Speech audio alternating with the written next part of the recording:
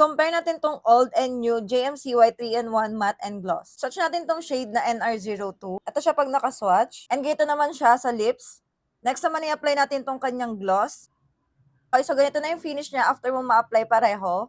Next naman i-apply natin tong kanilang bagong version. Ang shade na kinuha ko dito is NR08. Ganito siya pag nakaswatch. And ganito naman siya sa lips. Tignan niyo na mabuti yung bagong version ng JMCY sa lips ko kasi pag-uusapan natin yan mamaya. Okay, so once na nag-set na yan, lagay naman natin tong kanyang gloss.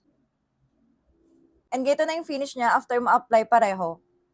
Okay, first na napansin ko is itong old na version nila is very matte lang yung finish niya. While itong new version nila is velvety matte na yung finish niya. Kung mapapansin nyo sa picture, may blurring effect talaga yung new version. And yung pangalawa is obvious naman kasi meron ng shimmer yung new version.